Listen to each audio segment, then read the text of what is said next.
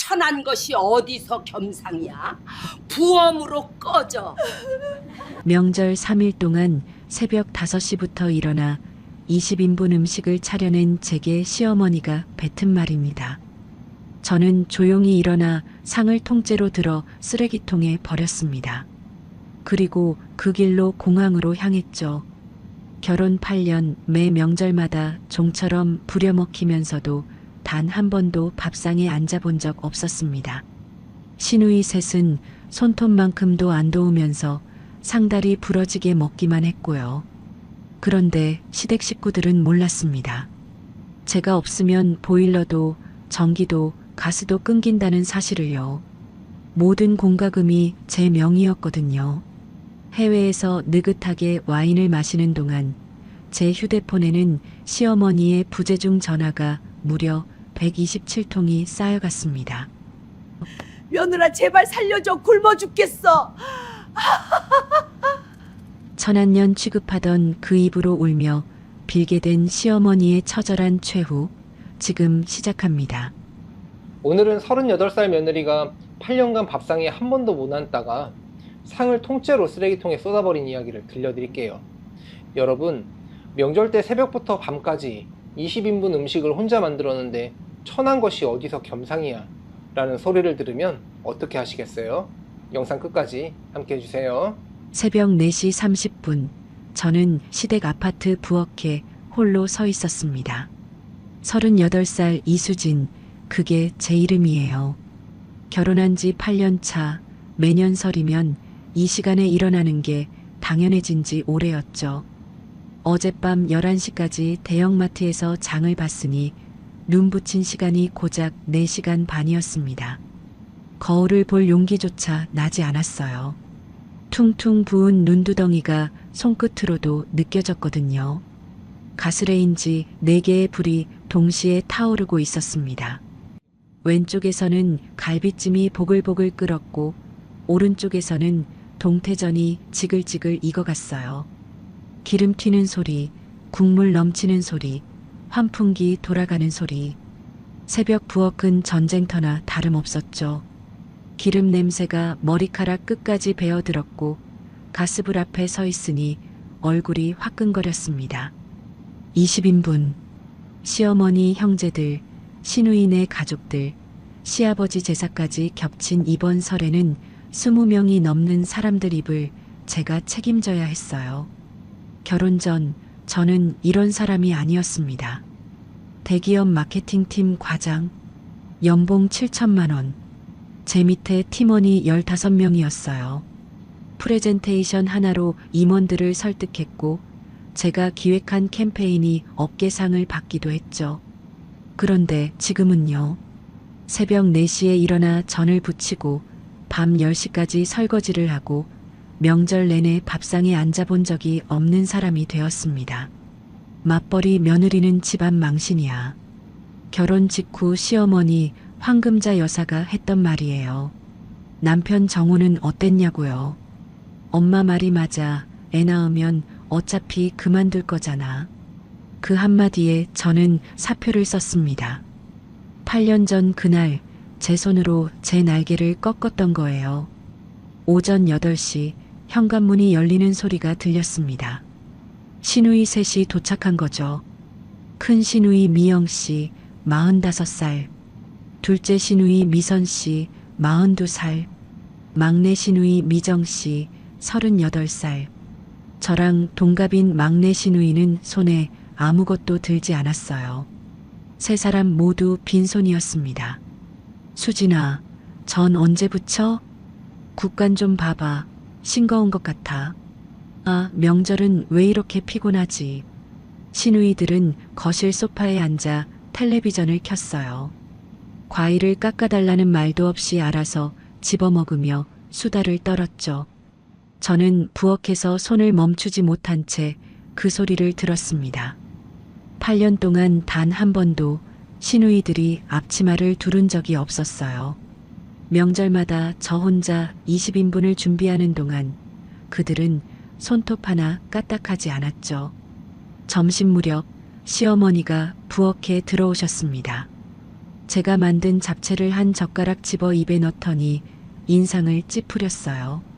싱거워. 네 친정에선 이렇게 해 먹었어?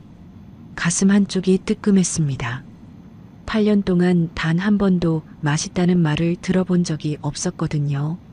저는 고개를 숙인 채 간장을 더 넣었습니다. 네, 어머님. 다시 맞출게요. 그 말이 제 입에서 얼마나 쉽게 나오는지 스스로가 한심했어요. 상차림이 끝나고 20명 가까운 시댁 식구들이 거실에 둘러앉았습니다. 명절 특유의 웅성거림, 아이들 뛰어다니는 소리, 어른들 웃음소리. 저는 그 사이에 없었어요. 부엌 한쪽 찬장 앞에 쪼그려 앉아 찬밥에 나물을 얹어 혼자 먹었죠. 식탁 의자는 20개가 넘었지만 제 자리는 없었습니다. 결혼 8년 명절 밥상에 앉아본 적이 단 한 번도 없었어요. 이게 당연한 건가? 문득 그런 생각이 스쳤습니다. 저녁이 되어 모든 설거지를 마쳤을 때 시어머니가 부엌으로 들어오셨어요. 내일 아침 차례상 떡국은 새벽 5시까지 끓여놔라. 네, 어머님. 국물이 뽀해야 해. 조상님이 좋아하셔. 저는 남편에게 눈짓을 보냈습니다. 정우는 형들과 거실에서 화투를 치고 있었어요. 제 시선을 느꼈을 텐데 본 척도 하지 않았죠. 8년 동안 단 한 번도 그가 저를 위해 어머니, 수진이 좀 쉬게 해주세요라고 말한 적이 없었습니다. 설 연휴 둘째 날 저녁 예상치 못한 손님이 왔어요. 시어머니 친정 쪽 사람들 8명이 갑자기 방문한 거예요. 저는 냉장고를 뒤져 급하게 저녁상을 차렸습니다. 새벽 4시 반부터 밤 10시까지 쉰 시간이라고는 화장실 가는 5분이 전부였죠. 그날 밤 저는 화장실에 숨어 울었습니다. 거울에 비친 제 얼굴이 10년은 늙어 보였어요. 눈 밑에 다크서클이 내려앉았고 볼은 푸석푸석하게 꺼져 있었죠. 주머니에서 휴대폰을 꺼냈습니다. 손가락이 저도 모르게 움직여 발리행 항공권 가격을 검색했어요. 일주일 전에 몰래 갱신해둔 여권이 안방 서랍 깊숙이 있다는 걸 떠올렸습니다. 그냥 떠나버릴까? 그 생각이 처음으로 선명해졌어요. 설 연휴 마지막 날 점심. 드디어 모든 손님이 떠나고 남은 식구들끼리 마지막 식사를 하는 자리였습니다.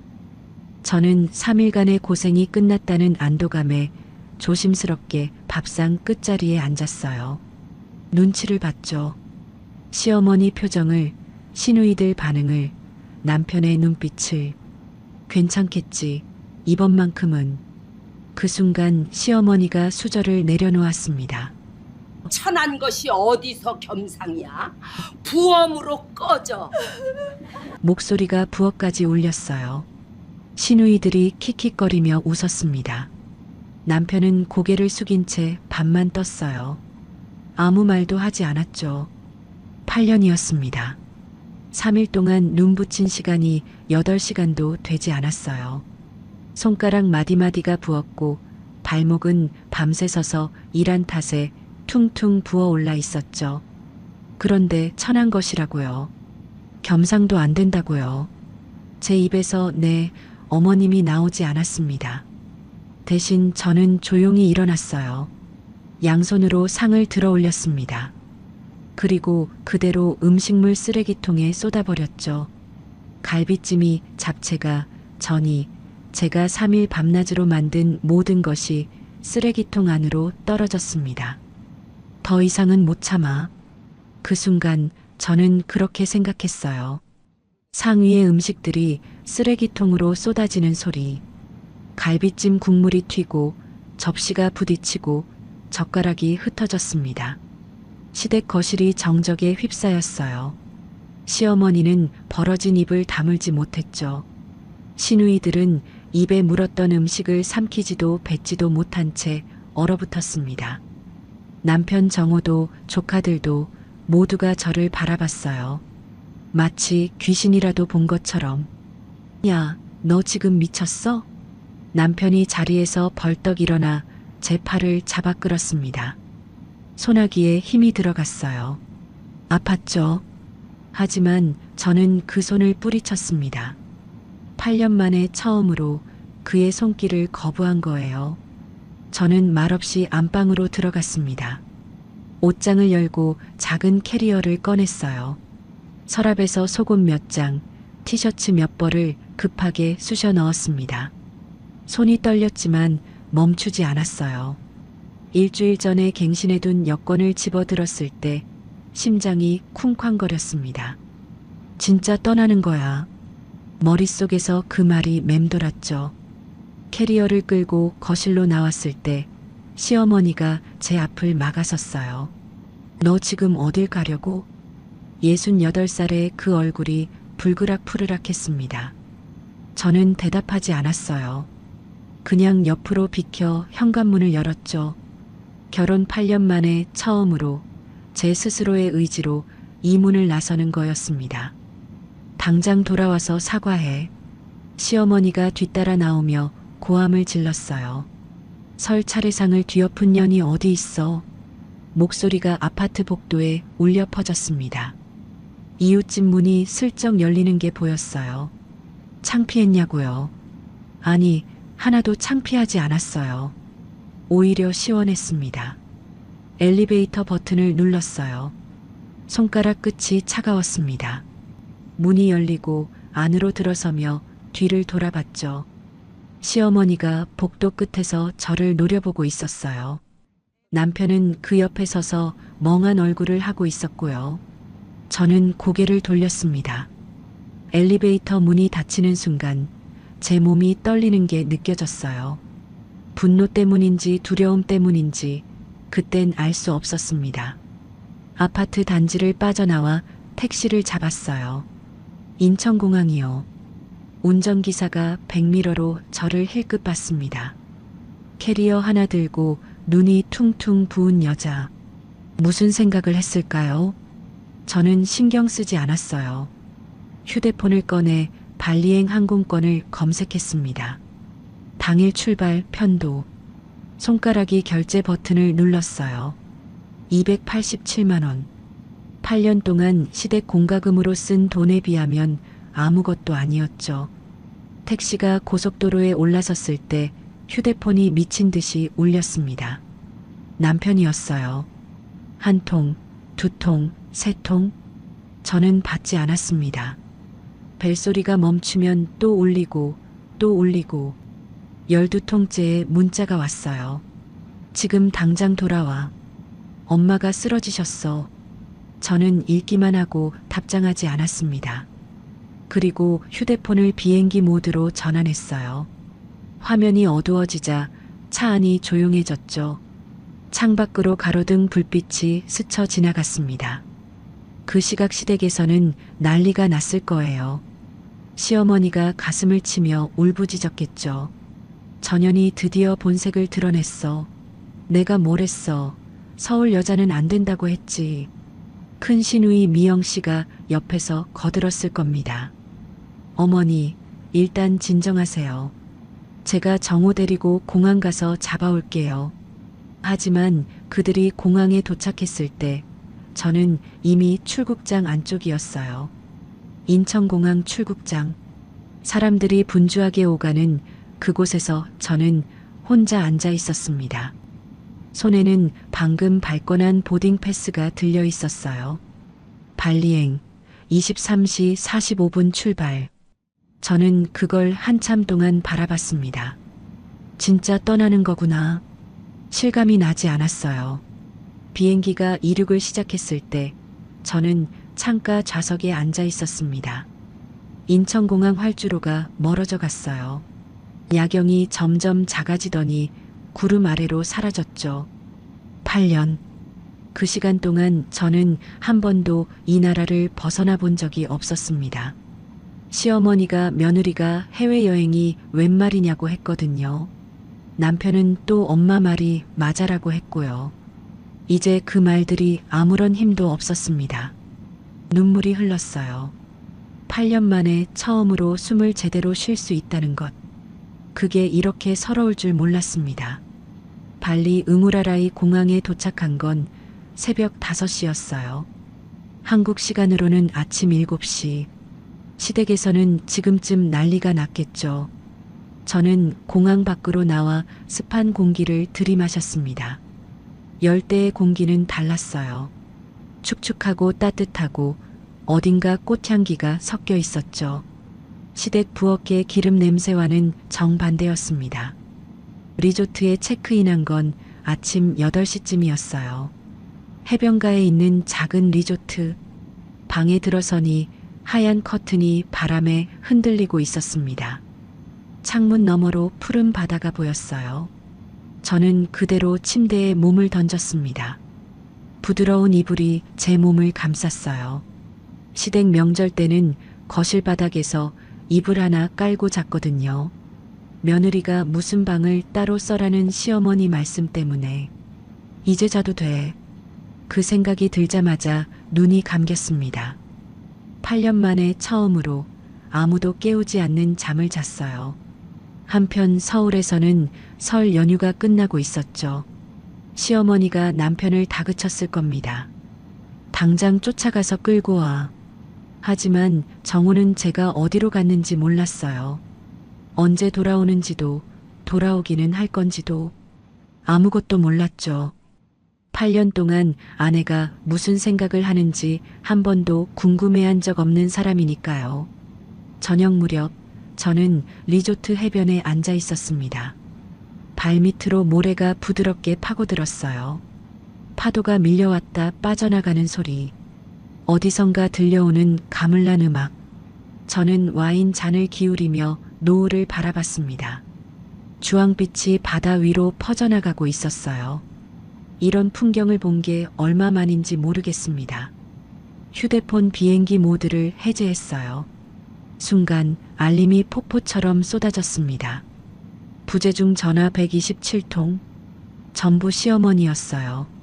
남편, 시누이들까지 합치면 문자만 89개가 넘었습니다. 지금 어디야, 당장 연락해. 엄마가 쓰러지셨어. 진짜 이혼할 거야? 저는 하나하나 읽어봤어요. 한때는 이런 문자에 심장이 철렁했을 겁니다. 지금은 아무렇지도 않았어요. 시어머니의 음성 메시지를 재생했습니다. 며느라 제발 전화 좀 받아. 목소리가 떨리고 있었어요. 제발 살려줘. 어머니가 잘못했어. 8년 동안 천한 것이라 부르던 그 입에서 나온 말이었습니다. 저는 파도 소리를 들으며 와인을 한 모금 마셨어요. 그들이 나 없이 얼마나 버틸 수 있을지 지켜보기로 했습니다. 제가 떠난 지 사흘째 되는 날이었습니다. 발리 리조트에서 저는 늦은 아침을 먹고 있었어요. 테라스에 앉아 열대 과일과 팬케이크를 먹으며 바다를 바라봤죠. 파도가 하얗게 부서지고 야자수 잎이 바람에 흔들렸습니다. 평화로웠어요. 8년 만에 처음 느끼는 평화였죠. 그 시각 서울 시댁 아파트에서는 시어머니가 난방 조절기를 누르고 있었을 겁니다. 아무리 눌러도 보일러가 작동하지 않았겠죠. 2월 초 서울은 한겨울이었으니까요. 시어머니는 관리사무소에 전화를 걸었을 거예요. 보일러가 고장났어요. 당장 수리 기사 보내요. 그 목소리가 얼마나 날카로웠을지 상상이 됐습니다. 관리사무소 직원은 황당했을 거예요. 보일러 고장이 아니라 가스비 미납으로 공급이 중단된 거였거든요. 납부 기한이 설 연휴 다음 날이었는데 기한이 지나도 입금이 안 되니까 가스공사에서 끊어버린 거죠. 명의자 이수진 앞으로 고지서가 발송되었고 문자 알림도 갔을 겁니다. 물론 저는 그 문자를 무시했어요. 시어머니는 그제야 알았을 겁니다. 집의 모든 공과금이 며느리 명의로 되어 있었다는 것을요. 정우야, 너 공과금 내본 적 있어? 그런 건 수진이가 다 알아서 했는데. 남편의 멍한 대답이 들리는 것 같았어요. 8년 동안 당연하게 여겼던 것들, 그게 전부 제 손에서 나왔다는 걸 그들은 몰랐죠. 저는 떠나기 일주일 전에 모든 준비를 마쳤습니다. 은행 앱을 열어 자동이체 내역을 확인했어요. 가스비, 전기세, 수도세, 관리비, 인터넷, 케이블 TV, 시어머니가 매달 다니는 건강검진 병원 비용까지 총 7건이었습니다. 저는 하나씩 자동이체 해지 버튼을 눌렀어요. 손가락 하나로 8년의 굴레를 끊어버린 거죠. 납부 기한이 설 연휴 직후라는 것도 알고 있었습니다. 명절 끝나고 바로 고지서가 날아올 거예요. 그리고 아무도 내지 않겠죠. 왜냐면 그 집에서 공과금이 어떻게 나가는지 아는 사람은 저뿐이었으니까요. 발리에서 이 소식을 전해 들은 건 그날 오후였어요. 남편에게서 카카오톡이 왔거든요. 비행기 모드를 잠깐 풀었다가 확인했죠. 가스 끊겼어. 전기도 끊겼어. 엄마가 미쳐가고 있어. 너 지금 뭐 하는 거야? 저는 리조트 수영장 선베드에 누워 그 메시지를 읽었습니다. 옆에는 파란색 칵테일이 놓여 있었어요. 얼음이 땡그랑 소리를 내며 녹고 있었죠. 8년. 매달 평균 87만 원. 총 8,352만 원. 제가 시댁 공과금에 쏟아부은 돈이에요. 결혼 초부터 시어머니가 말했거든요. 아들 월급은 저축해야지. 공과금 같은 잔돈은 네가 내. 잔돈이요. 매달 87만 원이 잔돈이었나 봅니다. 저는 한 번도 불평하지 않았어요. 그게 며느리의 도리라고 생각했으니까요. 얼마 후 남편에게서 전화가 왔습니다. 해외 로밍이었어요. 저는 이번엔 받았습니다. 야, 지금 장난해? 엄마가 얼어 죽게 생겼어. 정우의 목소리가 찢어질 듯 높았어요. 당장 돈 내. 아니면 자동이체 다시 걸어놔. 저는 잠시 침묵했습니다. 수영장 물이 햇빛에 반짝이고 있었어요. 직접 내시면 되잖아요. 그 한마디를 남기고 전화를 끊었습니다. 그리고 다시 비행기 모드를 켰어요. 시댁에서는 급하게 공과금을 납부하려 했을 겁니다. 하지만 이미 공급이 중단된 상태였죠. 가스공사에 전화해서 재개통을 신청하려 했겠지만 거기서 막혔을 거예요. 명의자 본인 인증이 필요하거든요. 제 이름, 제 주민번호, 제 휴대폰 인증. 그게 없으면 재개통이 안 됩니다. 시어머니는 사흘째 냉수로 세수를 했을 거예요. 한겨울 서울의 수돗물이 얼마나 차가운지 아시나요? 손이 시리고 얼굴이 얼얼해지죠. 시어머니는 아마 거울을 보며 저주를 퍼부었을 겁니다. 천벌 받으련 이럴 줄 알았어. 서울 여자는 역시 안 돼. 하지만 그 천벌은 제가 내린 게 아니에요. 8년 동안 당연하게 받아먹고도 고마운 줄 몰랐던 대가죠. 냉장고 안의 음식들도 상해갔을 겁니다. 설 때 남은 음식들이 가득했거든요. 전기가 끊기니 냉장고도 멈췄겠죠. 갈비찜이 쉬고 나물이 물러지고 김치가 씌어지고 며칠 전만 해도 제가 새벽부터 밤까지 정성껏 만든 것들이에요. 시어머니가 싱겁다, 이게 음식이냐고 핀잔했던 그 음식들. 이제 쓰레기가 되어가고 있었죠. 큰 시누이 미영 씨가 움직였을 거예요. 내가 수진이한테 전화해 볼게. 내 말은 들을 거야. 미영 씨는 항상 자신감에 차 있었죠. 시어머니한테는 효녀 노릇, 저한테는 언니 노릇. 양쪽에서 좋은 사람 행세를 했으니까요. 저는 미영 씨의 전화번호를 차단해 버렸습니다. 대신 리조트 스파를 예약했어요. 발리니즈 마사지 90분 코스. 8년 동안 제대로 쉬어본 적 없는 몸을 풀어줄 시간이었죠. 마사지를 받으며 천장을 바라봤습니다. 은은한 아로마 향이 코끝을 간지렸어요. 자스민과 일랑일랑 향. 시댁 부엌의 기름 냄새와는 천지 차이였죠. 마사지사의 손이 제 어깨를 눌렀습니다. 8년 동안 쌓인 응어리가 조금씩 풀리는 기분이었어요. 설 연휴가 끝나고 일주일이 지났습니다. 시댁 아파트는 여전히 전기와 가스가 들어오지 않았어요. 시어머니는 결국 큰 시누이 집으로 피신했다고 하더군요. 남편에게서 온 문자로 알았습니다. 엄마가 미영이네 갔어. 집에 있을 수가 없대. 이게 네가 원한 거야? 저는 답장하지 않았어요. 비워진 시댁 아파트에서는 상한 음식 냄새가 복도까지 진동했을 겁니다. 이웃들이 코를 막고 지나갔겠죠. 관리사무소에 민원도 들어왔을 거예요. 1203호에서 이상한 냄새가 나요. 확인 좀 해주세요. 남편은 그 아파트에 들어가지도 못했을 겁니다. 전등도 안 켜지고 환풍기도 안 돌아가고 냄새만 진동하는 그곳에 그날 저녁 저는 발리 리조트에서 일몰을 바라봤습니다. 수평선 위로 태양이 내려앉고 있었어요. 하늘이 주황빛에서 보랏빛으로 다시 짙은 남색으로 물들었죠. 파도 소리가 규칙적으로 들려왔습니다. 저는 와인 잔을 기울이며 휴대폰을 꺼냈어요. 음성 사서함에 메시지가 쌓여 있었습니다. 시어머니가 남긴 것들이었죠. 저는 하나씩 재생했어요. 며느라 제발 전화 좀 받아. 목소리가 갈라져 있었습니다. 엄마가 잘못했어. 그러니까 제발. 8년 동안 단 한 번도 사과하지 않던 사람이었어요. 살려줘. 며느라 굶어 죽겠어. 그 말을 듣는 순간 저는 웃음이 나왔습니다. 씁쓸한 웃음이었죠. 8년 동안 천한 것이라 부르며 삼키게 했던 눈물. 명절마다 밥상에 앉지도 못하게 했던 그 굴욕. 이제 그들의 것이 되었습니다. 저는 와인을 한 모금 마시며 노을을 바라봤어요. 파도가 발밑으로 밀려왔다 빠져나갔습니다. 끊어진 건 가스와 전기만이 아니었어요. 8년간 저를 올감했던 모든 것들이 끊어진 거죠.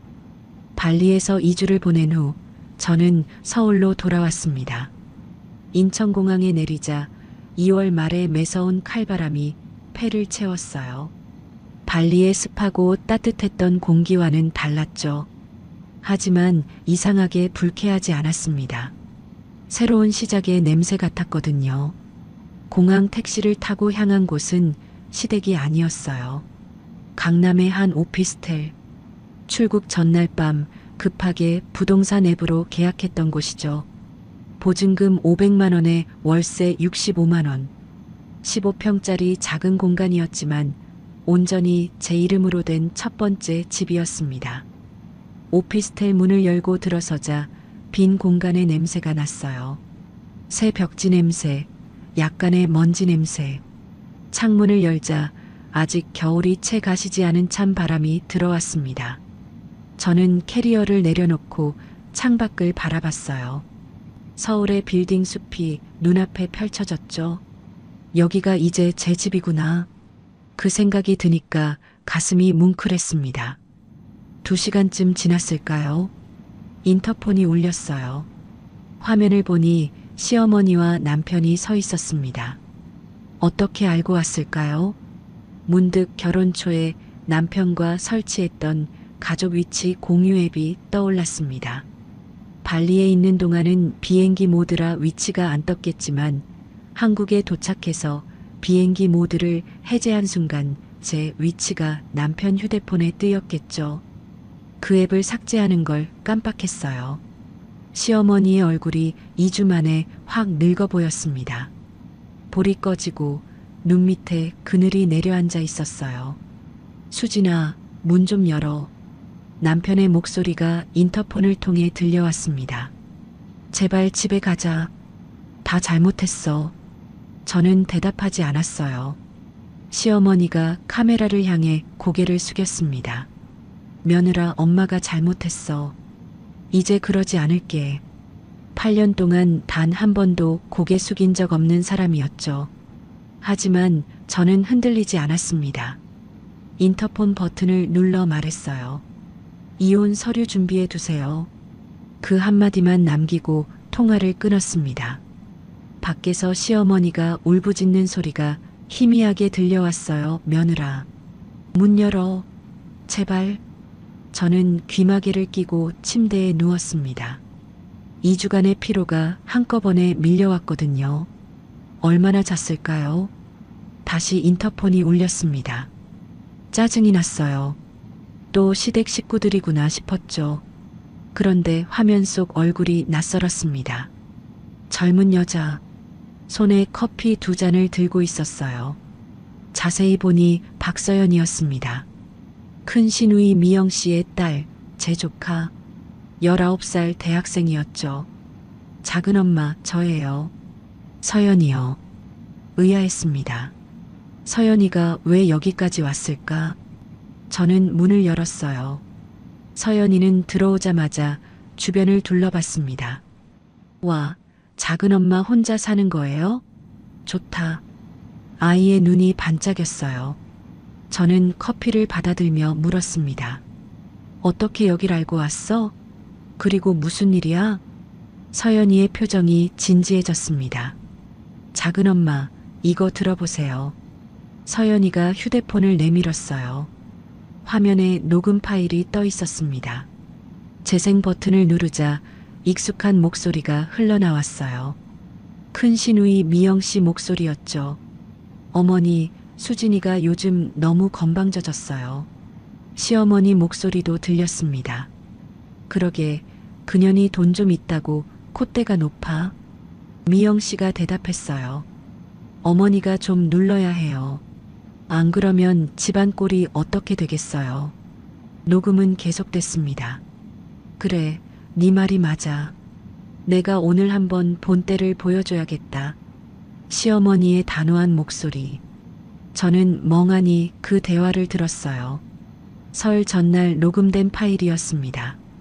그러니까 천한 것이 어디서 겸상이야라는 말이 우연이 아니었던 거예요. 미리 짜고 친 판이었죠. 이게 언제 녹음한 거야? 손이 떨렸습니다. 서연이가 조용히 대답했어요. 1년 전부터 모았어요. 엄마가 이상하다고 느껴서요. 서연이의 이야기가 시작됐습니다. 미영 씨는 장녀로서 시어머니의 총애를 독차지하며 자랐대요. 결혼 안 하고 집에 있어도 괜찮다, 딸이 최고다. 늘 그런 말을 들으며 컸다고 해요. 그런데 8년 전 대기업 출신의 능력 있는 며느리가 들어왔죠. 저였어요. 시어머니가 달라졌대요. 미영아, 너도 수진이처럼 좀 해라. 수진이는 저렇게 잘하는데 넌 뭐하니? 비교가 시작된 거죠. 미영 씨는 열등감을 느꼈을 거예요. 자기보다 어린 며느리한테 비교당하는 기분. 그 분노를 저한테 돌린 거였습니다. 엄마가 할머니한테 작은 엄마 험담을 엄청 했어요. 서연이의 목소리가 낮아졌어요. 작은 엄마가 돈 자랑한다. 시어머니 무시한다. 남편 쥐고 흔든다. 없는 말도 지어냈어요. 시어머니는 그 말들을 그대로 믿었겠죠. 딸의 말이니까. 그래서 저한테 더 심하게 굴었던 거예요.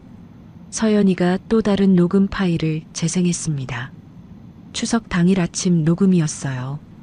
어머니, 오늘 수진이 기 좀 꺾어놔야 해요. 요즘 너무 까불어요. 미영 씨의 속삭임이었죠. 그래, 오늘 확실히 해줘야겠다. 시어머니의 대답. 그 몇 시간 후 저는 천한 것이라는 말을 들었습니다. 8년간의 기억이 스쳐 지나갔어요. 시어머니가 유독 심하게 구박하던 날들. 그날마다 미영 씨가 옆에 있었습니다. 명절 때마다, 제사 때마다, 가족 모임 때마다. 저는 시어머니만 원망했어요. 뒤에서 조종하는 사람이 있는 줄은 몰랐죠. 이것도 보세요. 서연이가 USB를 건넸습니다. 카카오톡 대화 캡처, 다른 녹음 파일들도 있어요. 다 모아뒀어요. 손에 닿는 USB가 작고 가벼웠습니다. 하지만 그 안에 담긴 건 8년간의 진실이었죠. 왜 이걸 나한테 주는 거야? 목소리가 떨렸어요. 서연이가 저를 똑바로 바라봤습니다. 저도 그 집 싫었어요. 엄마가 작은 엄마한테 하는 거 보면서 항상 미안했어요. 아이의 눈가가 붉어졌어요. 이번엔 지지 마세요, 작은 엄마. 그날 밤 저는 서연이가 준 증거들을 하나하나 확인했습니다. 노트북 화면에 카카오톡 대화창이 떠올랐어요. 미영 씨가 시어머니에게 보낸 메시지들. 수진이가 또 비싼 거 사입고 왔어요. 남편 월급은 다 빼돌리고 자기 돈만 쓰는 것 같아요. 어머니가 너무 착해서 저런 년한테 당하는 거예요. 전부 거짓말이었습니다. 저는 한 번도 비싼 옷을 사입은 적이 없어요. 시댁 공과금 내느라 제 옷 살 돈도 없었거든요. 녹음 파일은 더 충격적이었습니다. 미영 씨가 시어머니에게 하는 말들. 수진이 친정이 별로래요. 그래서 기가 센 거예요. 저런 애한테 재산 넘어가면 어떡해요. 시어머니의 대답도 들렸어요. 그래, 내 말이 맞아. 전현을 가만 못 두겠다. 공범이었습니다. 두 사람이 함께 저를 짓밟아온 거예요. 새벽 2시가 넘도록 저는 증거들을 정리했습니다. 손이 떨리고 눈물이 났지만 멈추지 않았어요. 이게 8년간의 진실이구나. 내가 싸워야 할 상대는 시어머니만이 아니었어. 그 뒤에 미영 씨가 있었던 거야. 다음 날 오전 저는 이혼 전문 변호사 사무실을 찾아갔습니다. 강남의 큰 로펌이었어요. 접수처에서 번호표를 받고 기다리는데 손에 땀이 났습니다. 변호사는 50대 중반의 여성이었어요. 차분한 눈빛으로 제 이야기를 들었죠. 저는 준비해온 자료를 모두 내밀었습니다. 8년간 납부한 공과금 내역서, 총 8,352만 원의 이체 기록, 시어머니의 학대 정황을 담은 녹음 파일, 큰 시누이의 악의적 개입 증거들, 하나하나 테이블 위에 펼쳐놓았어요. 변호사가 자료를 훑어봤습니다. 고개를 몇 번 끄덕이더니 저를 바라봤어요. 이수진 씨, 충분히 유리한 상황입니다. 그 한마디에 눈물이 핑 돌았습니다. 재산 분할에서 기업은 인정받으실 수 있고 위자료 청구도 가능해요. 변호사가 계속 말했습니다. 특히 시누이분의 개입 증거가 결정적이에요. 제3자의 악의적 관여로 인한 혼인 파탄. 법적으로 강력한 근거가 됩니다. 저는 고개를 끄덕였어요. 8년 동안 삼켜왔던 것들, 이제 법적으로 증명할 수 있게 된 거였습니다. 사무실을 나서며 하늘을 올려다봤어요. 차갑지만 맑게 갠 하늘이 눈부셨습니다. 저는 천한 것이 아니었어요. 8년간 그 가족을 떠받쳐온 기둥이었죠. 이제 그걸 세상에 보여줄 차례였습니다. 변호사 상담 후 2달이 지났습니다. 봄이 한창인 4월 말, 저는 서울가정법원 앞에 서 있었어요. 회색 건물이 하늘을 찌르듯 솟아 있었죠. 법원 앞 가로수에 연두빛 잎이 돋아나고 있었습니다. 저는 깊게 숨을 들이쉬었어요. 오늘이 이혼 조정 첫 기일이었거든요. 8년 만에 처음으로 정장을 입었습니다. 검은색 재킷에 흰 블라우스. 결혼 전 대기업 마케팅 과장 시절에 즐겨 입던 스타일이었죠. 거울 앞에서 제 모습을 봤을 때 낯설었어요. 시댁에서는 늘 앞치마만 두르고 있었으니까요. 하지만 오늘은 달랐습니다. 연봉 7천만 원을 받던 그때의 내가 서서히 돌아오는 기분이었어요. 법원 복도에 들어서자 시댁 식구들이 보였습니다. 시어머니 황금자, 남편 박정호, 그리고 큰 시누이 박미영. 2주 전 오피스텔 앞에서 봤을 때보다 시어머니는 더 초췌해 보였어요. 머리카락에 흰 것이 부쩍 늘었고 볼이 움푹 꺼져 있었죠. 미영 씨는 저를 보자마자 눈을 피했습니다. 녹음 파일 때문이겠죠. 조정실 문이 열렸습니다. 안으로 들어서자 긴 테이블이 놓여 있었어요. 조정위원이 가운데 앉아 있었고 양쪽에 의자가 마주보고 있었죠. 저는 변호사와 함께 왼쪽에 앉았습니다. 맞은편에 남편과 시어머니, 미영 씨가 나란히 앉았어요. 시어머니가 먼저 입을 열었습니다. 여기까지 와서 집안 망신시키냐? 목소리가 조정실에 울렸어요. 조정위원이 손을 들어 제지했지만 시어머니는 멈추지 않았죠. 8년을 먹여주고 재워줬더니 은혜를 원수로 갚아? 저는 대답하지 않았습니다. 대신 제 변호사가 서류 가방을 열었어요. 테이블 위에 서류가 펼쳐졌습니다. 8년간의 공과금 납부네요. 가스비, 전기세, 수도세, 관리비, 인터넷, 케이블 TV, 병원비, 매달 평균 87만 원, 총 8,352만 원, 은행 이체 기록이 한 장 한 장 쌓여갔어요. 변호사가 차분하게 말했습니다. 이수진 씨는 결혼 생활 8년간 시댁 공과금을 전액 부담했습니다. 총액은 8,352만 원입니다. 조정위원이 서류를 훑어봤어요. 시어머니의 얼굴이 굳어졌습니다. 그리고 명절마다 혼자 음식을 준비한 비용이 있습니다. 변호사가 또 다른 서류를 꺼냈어요. 매년 설날과 추석, 제사 때마다 평균 20인분 음식을 준비했습니다.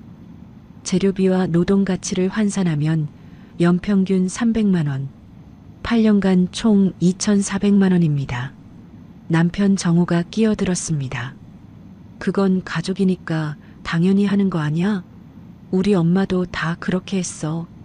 변호사가 고개를 돌려 정호를 바라봤어요. 박정호 씨, 그럼 이 비용을 누가 부담했나요?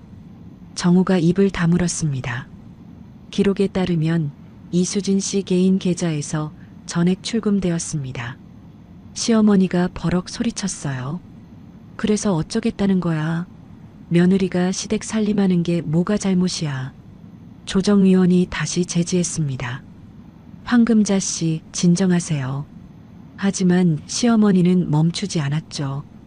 전현이 돈 좀 있다고 집안을 뒤흔들어 놓고 그 순간 제 변호사가 마지막 증거를 꺼냈습니다. 조정위원님, 결정적인 증거가 있습니다. 노트북을 열고 녹음 파일을 재생했어요. 미영 씨의 목소리가 조정실에 울려 퍼졌습니다. 어머니, 수진이가 요즘 너무 건방져졌어요. 어머니가 좀 눌러야 해요. 시어머니의 대답도 들렸죠. 그래, 오늘 확실히 해줘야겠다. 조정실이 술렁였습니다. 미영 씨의 얼굴이 새하얗게 질렸어요. 그건 맥락이 잘린 거야. 미영 씨가 벌떡 일어났습니다. 자리 뒤에 앉아있던 서연이를 향해 손가락질했어요. 네가 녹음한 거지? 엄마를 팔아먹어? 서연이가 자리에서 일어났습니다. 19살의 그 아이가 엄마를 똑바로 바라봤어요. 엄마가 한 말 맞잖아. 왜 화를 내?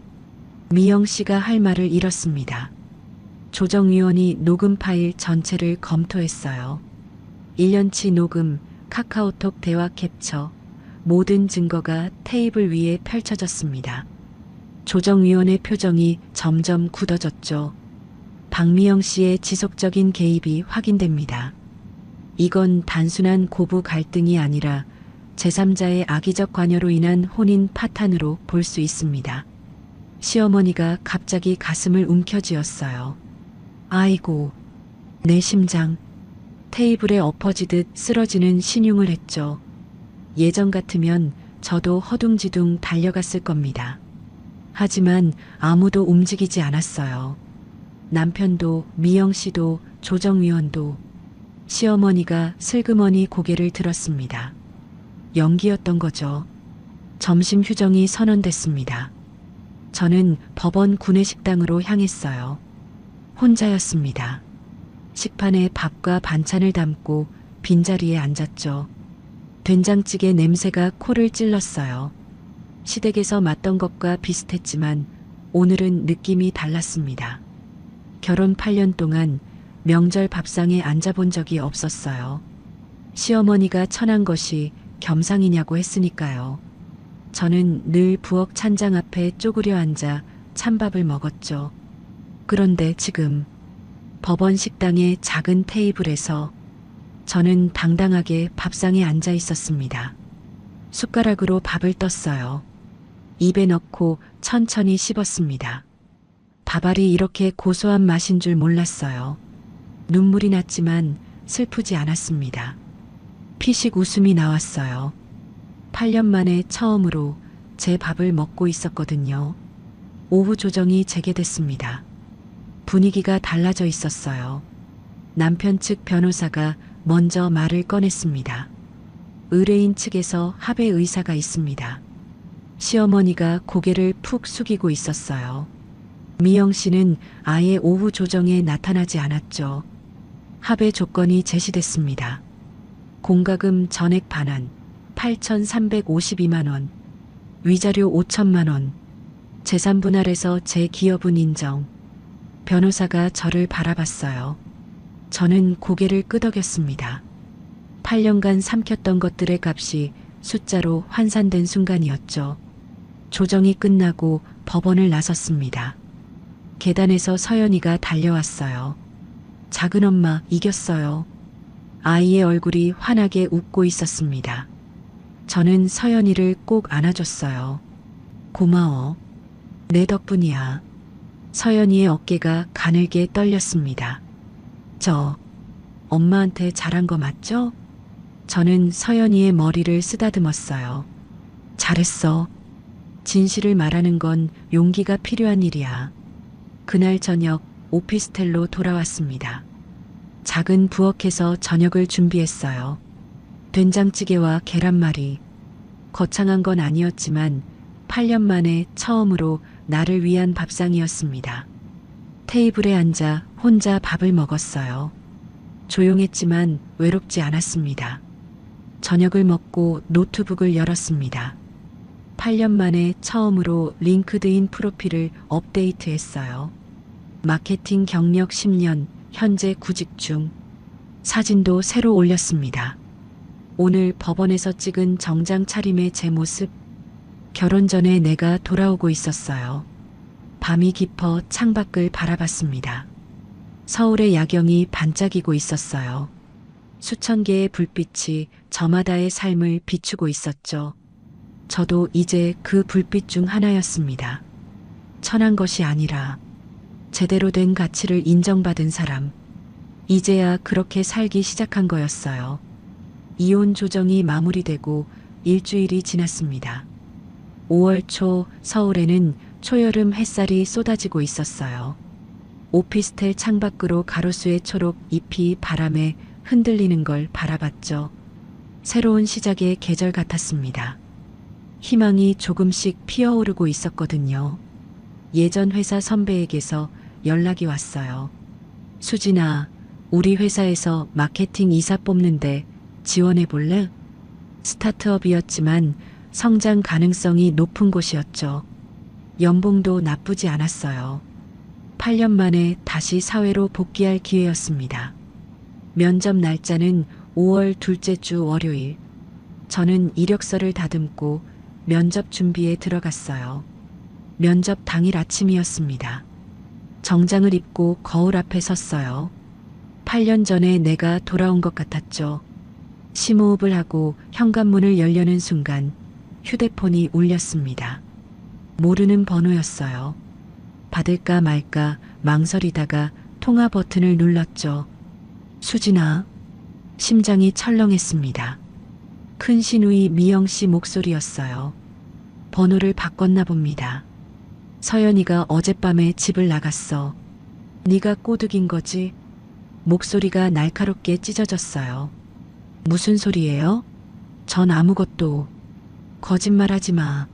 제가 네 편 들더니 결국 이렇게 됐잖아. 미영 씨가 소리를 질렀습니다. 전화를 끊고 서연이에게 연락했어요. 전화가 꺼져 있었습니다.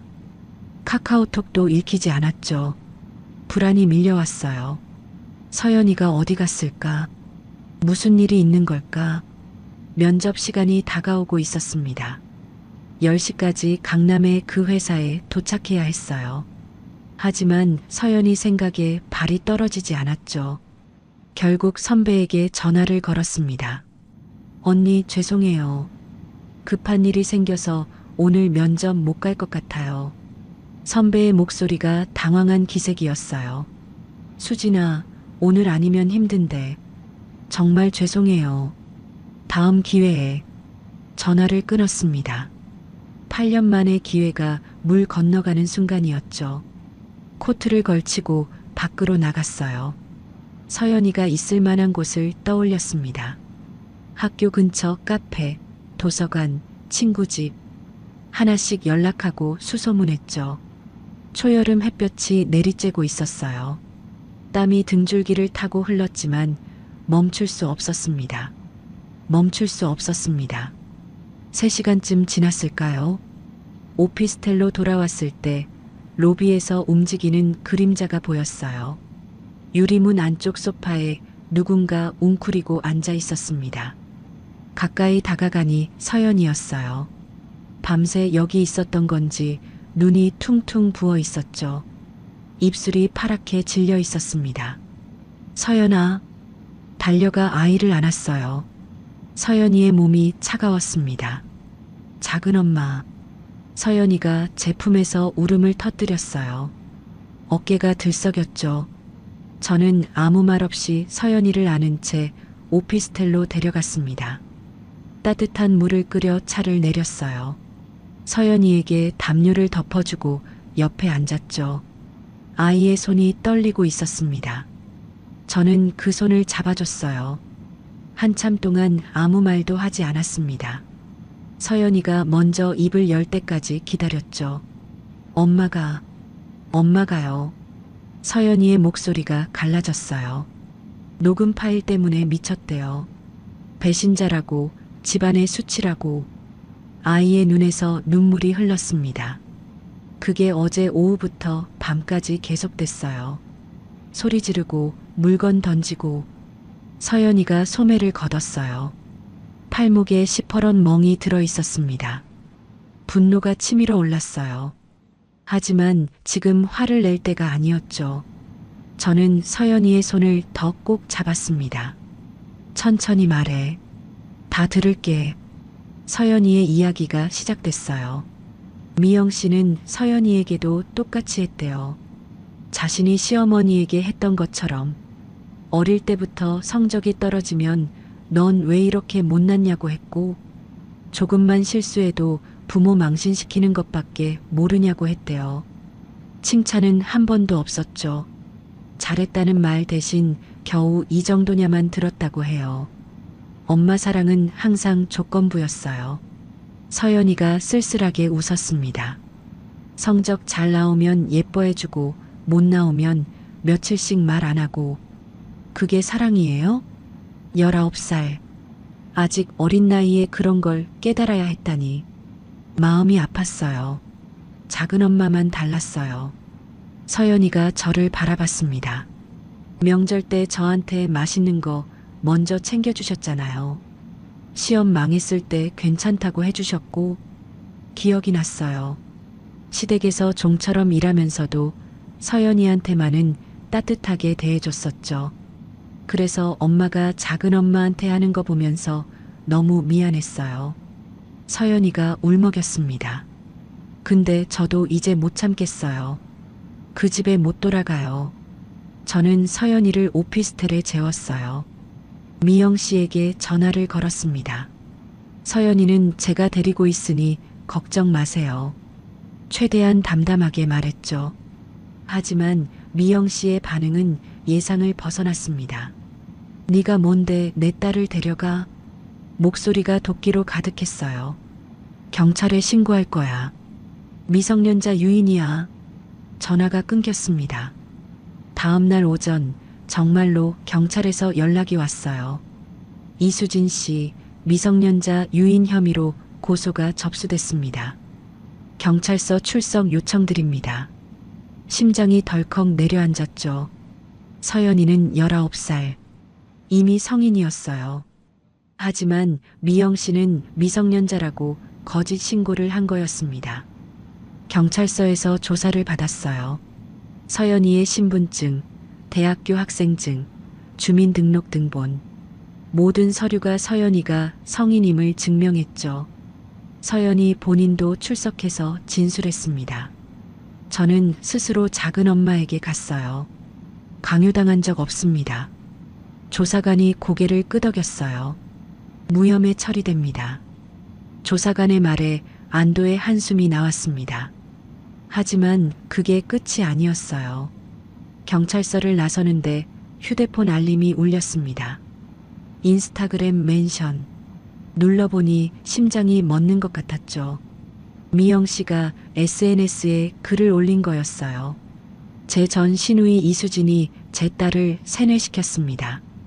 긴 글이었죠. 시어머니를 굶기고 남편을 버린 여자가 이제 제 딸까지 빼앗아 갔습니다. 사실과 다른 내용들이 가득했어요. 이 사람을 조심하세요. 가정 파탄녀입니다. 댓글이 달리기 시작했습니다. 저런 여자가 있다니 무섭네요. 시어머니를 굶겼다고요? 인간이 아니네. 불쌍한 시어머니. 저런 며느리 만나서 악플이 쏟아졌어요. 제 이름을 검색하면 미영 씨의 글이 가장 먼저 떴습니다. 며칠 사이에 글이 퍼져나갔어요. 맘카페, 커뮤니티 사이트, 블로그, 가정 파탄녀, 시어머니 굶긴 며느리, 폐륜녀. 저를 본 적도 없는 사람들이 저를 욕했습니다. 화면을 볼 때마다 손이 떨렸어요. 숨이 막히는 것 같았죠. 그리고 가장 두려웠던 일이 일어났습니다. 면접 취소했던 선배에게서 연락이 왔어요. 수진아, 미안한데. 선배의 목소리가 무거웠습니다. 인사팀에서 네 이름 검색해봤나 봐. 아무래도 이 상황에선 어려울 것 같아. 전화가 끊겼어요. 손에서 휴대폰이 미끄러졌습니다. 8년 만에 잡은 기회였어요. 새로 시작하려던 삶이었죠. 그게 이렇게 무너지다니. 저는 오피스텔 바닥에 주저앉았습니다. 눈물이 멈추지 않았어요. 목이 메어 소리도 나지 않았죠. 얼마나 그렇게 있었을까요? 누군가 제 어깨를 감쌌습니다. 서연이었어요. 아이가 아무 말 없이 저를 안아줬습니다. 따뜻했어요. 그 온기에 울음이 더 터져 나왔죠. 작은 엄마. 서연이가 조용히 말했어요. 저 때문에 이렇게 된 거 맞죠? 고개를 저었습니다. 아니야. 내 잘못 아니야. 목소리가 떨렸어요. 서연이가 제 손을 잡았습니다. 저도 같이 싸울게요. 작은 엄마 혼자 아니에요. 19살 아이의 눈빛이 단단했어요. 저는 그 눈을 바라보며 생각했습니다. 새로 시작하려던 삶이 무너지고 있었지만 이번에는 혼자가 아니었어요. 그게 유일한 위안이었습니다. SNS 비방이 시작된 지 닷새째였습니다. 제 이름을 검색하면 여전히 악플이 쏟아졌어요. 가정 파탄녀, 폐륜녀, 시어머니 굶긴 며느리. 한 번도 만난 적 없는 사람들이 저를 심판하고 있었죠. 오피스텔 창밖으로 5월의 가랑비가 내리고 있었습니다. 차가운 비가 내리고 있었습니다.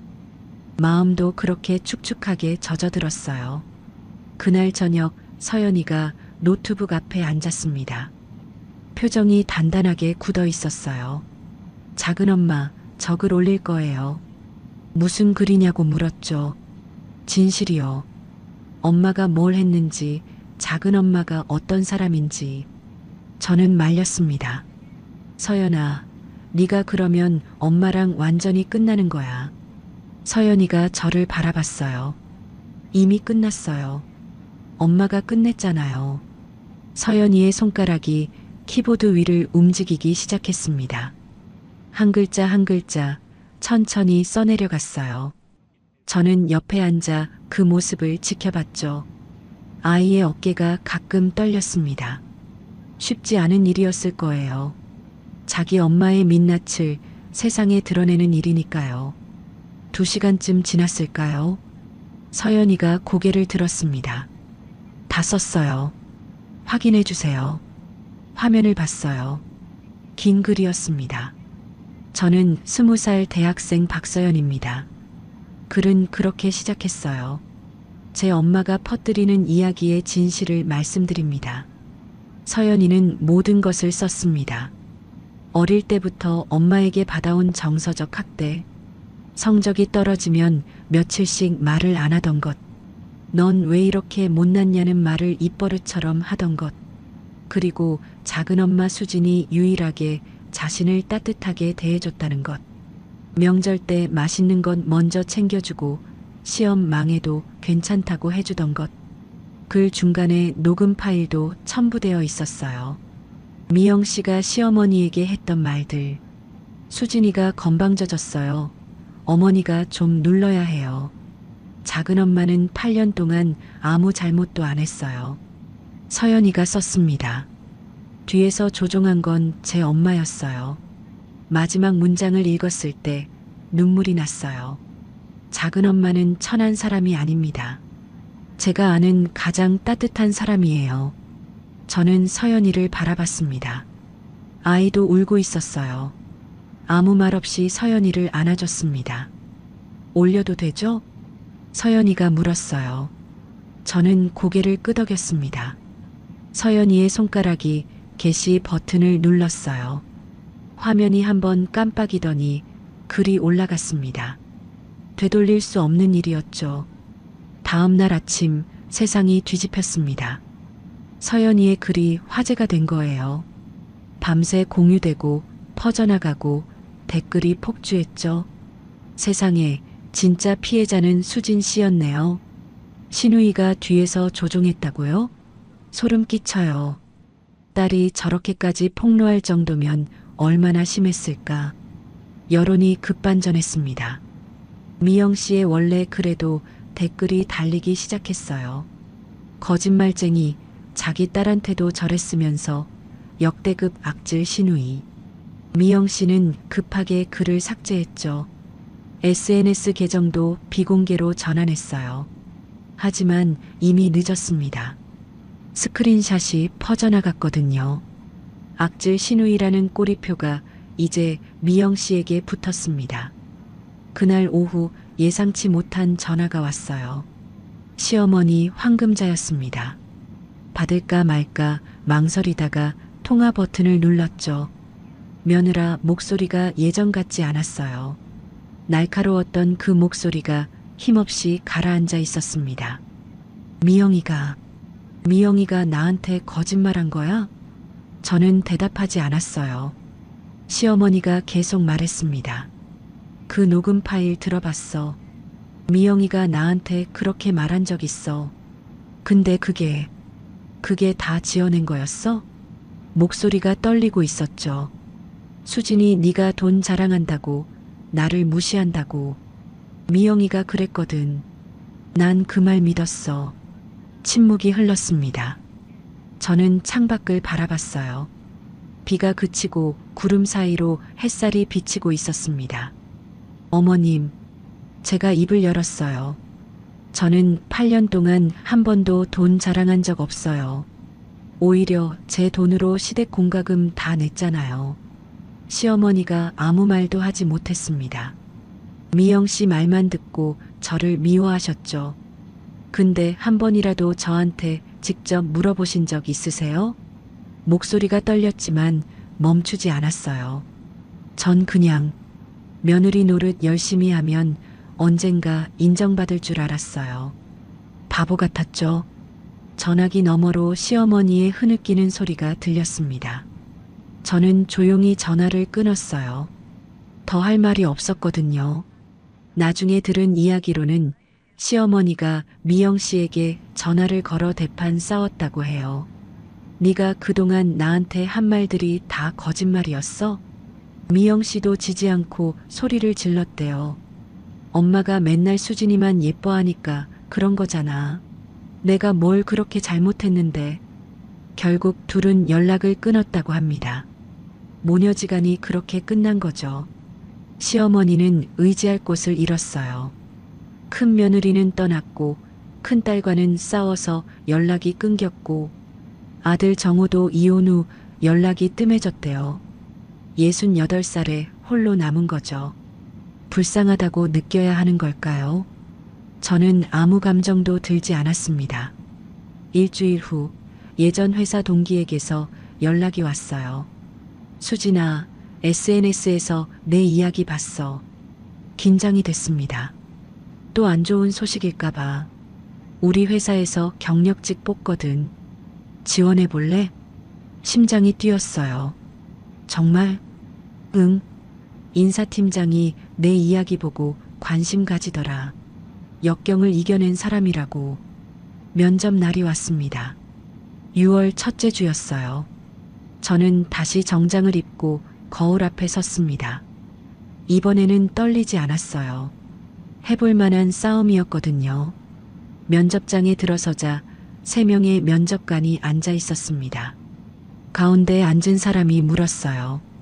이수진 씨, SNS에서 화제가 되셨던데요. 예상했던 질문이었죠.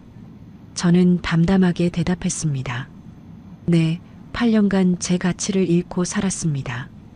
면접관이 고개를 갸웃했어요. 지금은요? 이제 되찾으려고 합니다. 면접관들이 서로를 바라봤습니다. 가운데에 앉은 사람이 미소를 지었어요. 솔직하시네요. 마음에 듭니다. 면접은 1시간 동안 이어졌습니다.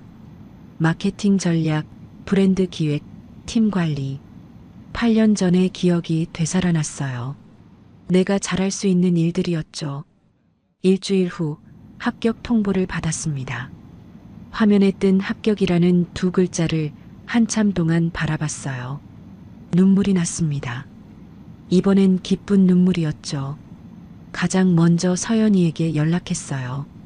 서연아, 나 합격했어. 서연이의 목소리가 밝았습니다. 작은 엄마, 이제 진짜 새 출발이에요. 서연이도 결정을 내렸다고 했어요. 미영 씨 집으로 돌아가는 대신 학교 기숙사에 들어가기로 했대요. 기숙사비 내가 도와줄까? 제가 물었죠. 아니에요. 서연이가 웃으며 대답했습니다. 작은 엄마가 알려준 거 있잖아요. 스스로 해보라고.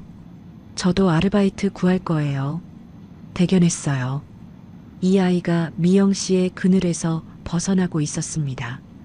서연아, 제가 말했어요. 언제든 힘들면 연락해.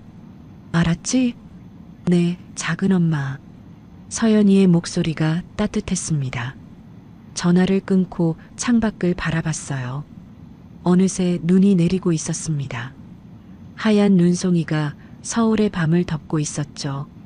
8년 동안 저는 누군가에게 도움받기만 했어요. 아니, 도움이라기보다는 시키는 대로 살았죠. 그런데 이제는 달랐습니다. 서연이에게 작은 힘이라도 될 수 있었어요. 누군가를 도울 수 있는 사람이 된 거죠. 그게 이렇게 뿌듯한 일인 줄 몰랐습니다. 이혼 확정 판결을 받은 날이었습니다.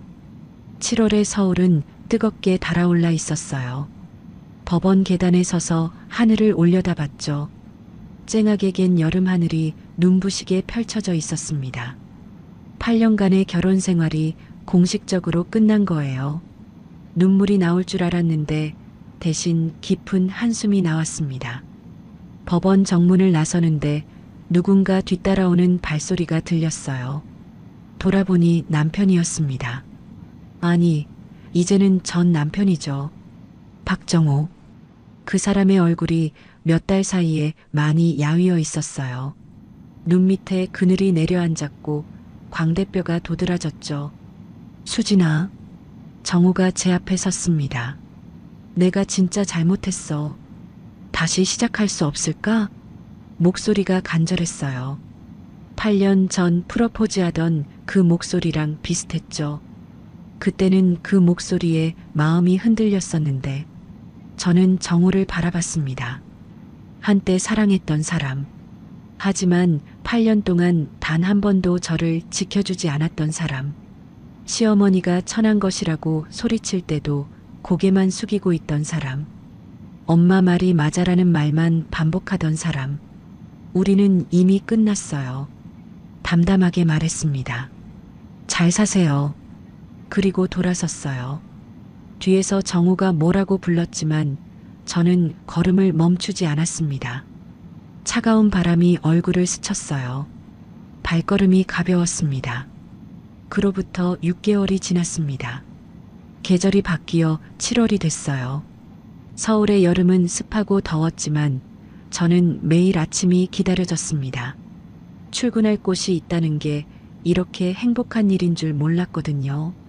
새 회사에서 저는 마케팅 팀장이 됐습니다. 입사한 지 6개월 만에 승진한 거예요. 연봉은 8,500만 원. 예전 대기업 시절보다 더 높았죠. 면접 때 말했던 것처럼 잃어버렸던 제 가치를 되찾고 있었습니다. 어느 토요일 오후였어요. 퇴근 후 동네 마트에 장을 보러 갔습니다.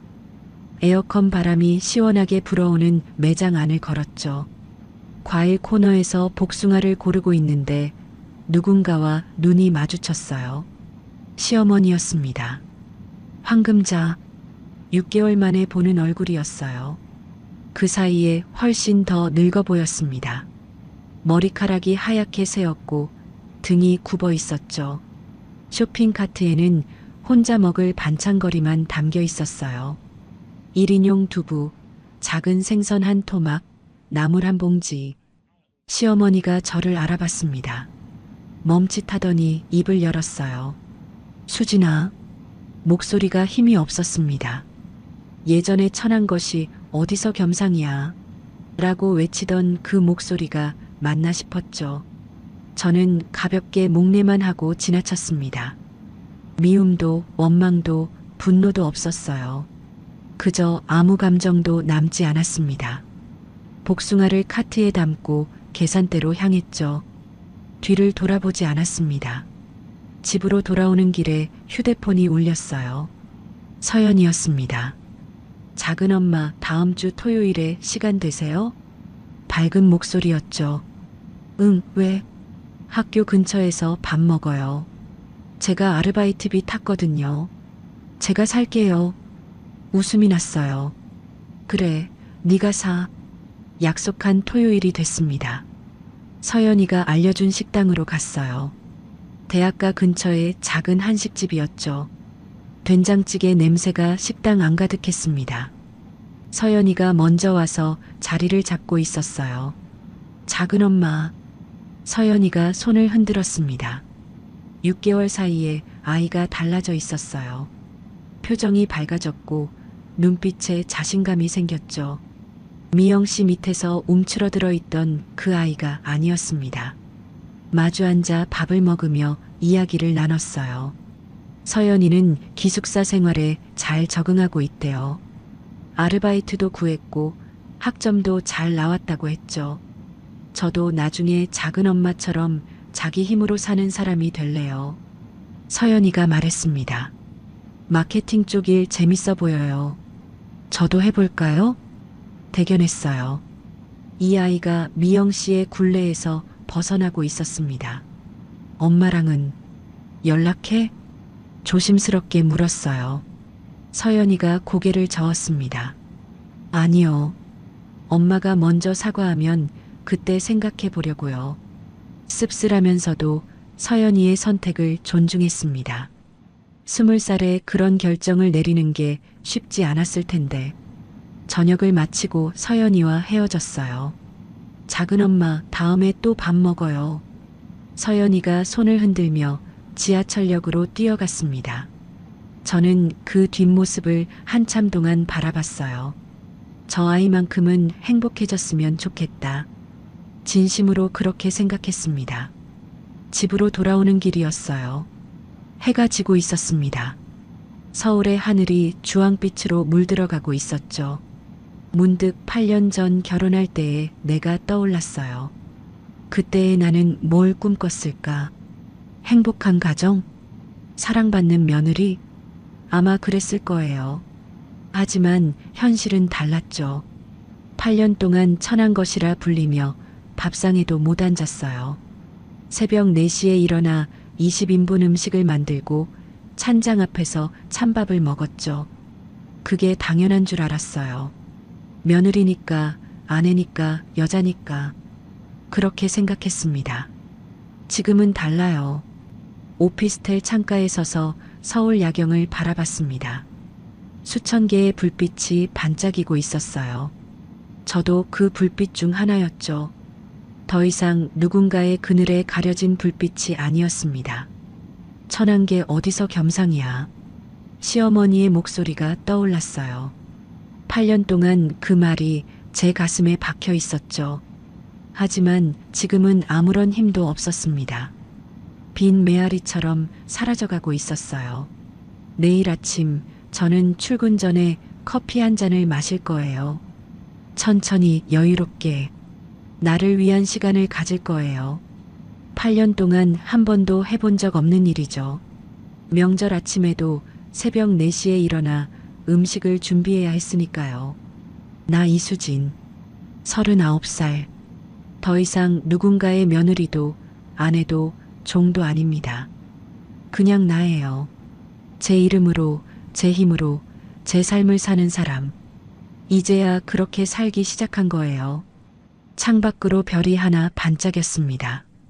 저는 미소를 지으며 커튼을 닫았어요. 내일도 모레도 그 다음 날도 저는 제 삶을 살아갈 겁니다. 천천히 하지만 단단하게. 이수진 씨의 이야기 어떠셨나요? 겨울 끝에 언 땅을 뚫고 올라오는 새싹처럼 가장 차가운 시간을 견딘 사람만이 만나는 봄이 있습니다. 이수진 씨의 봄은 8년이나 걸렸지만 결국은 찾아왔어요. 아마 보시면서 한 번쯤 고개를 갸웃하셨을 수도 있어요. 공과금 명의로 시댁 전체가 마비됐다고요? 아무리 그래도 그게 진짜 가능해? 라고 느끼셨을 수도 있죠. 저도 처음엔 그랬거든요. 그런데 실제로 가정 내에서 한 사람이 모든 생활 인프라를 도맡으면서도 인정받지 못하는 경우가 적지 않다고 해요. 한국여성정책연구원 조사에 따르면 명절 음식 준비를 며느리가 혼자 전담하는 가정이 여전히 40%가 넘고 그 노동의 가치를 인정받지 못한다고 느끼는 비율은 70%를 넘었다고 합니다. 가사 노동에 드는 비용을 환산하면 연간 수천만 원에 달하지만 대부분 당연한 것으로 치부되는 게 현실이에요. 다만 오늘 사연은 실제 경험담을 바탕으로 각색한 것이라는 점 양해 부탁드려요. 전달 과정에서 일부 과장이나 극적 요소가 더해졌을 수 있습니다. 하지만 이 이야기가 주는 교훈은 분명해요. 첫째, 본인 명의로 된 공과금이나 자동이체 내역은 반드시 정리해두세요. 이게 나중에 법적으로 기여분을 증명하는 핵심 증거가 됩니다. 둘째, 누군가 당신의 가치를 천하다고 깎아내린다면 그건 당신의 문제가 아니라 그 사람의 문제예요. 참는 것이 미덕이 아닌 순간이 반드시 옵니다. 셋째, 가족 안에서 갈등을 부추기는 제3자가 있을 수 있어요. 문제의 원인이 눈앞에 보이는 사람이 아닐 수도 있다는 걸 기억해 주세요. 넷째, 8년을 쉬었어도 당신의 능력은 사라지지 않습니다. 잠시 멈춘 것 뿐이지 끝난 게 아니에요. 혹시 지금 가족 안에서 당연한 존재로 취급받으며 상처받고 계신 분들이 있다면 이수진 씨처럼 자신의 이름으로 된 삶을 하나씩 되찾아보세요. 작은 통장 하나, 작은 공간 하나부터 시작하면 됩니다. 얼었던 강물도 봄이 오면 다시 흐르듯이 지금의 고통이 영원하지 않습니다. 당신도 반드시 당신만의 밥상에 앉는 날이 올 거예요. 오늘 영상이 마음에 드셨다면 구독과 좋아요, 알림 설정 부탁드릴게요. 나도 이런 경험이 있다, 이수진 씨에게 해주고 싶은 말이 있다 하시는 분들은 댓글로 남겨주세요. 다음 영상에서도 여러분 마음을 울리는 사연으로 또 찾아뵙겠습니다. 항상 건강하시고 행복하세요. 감사합니다.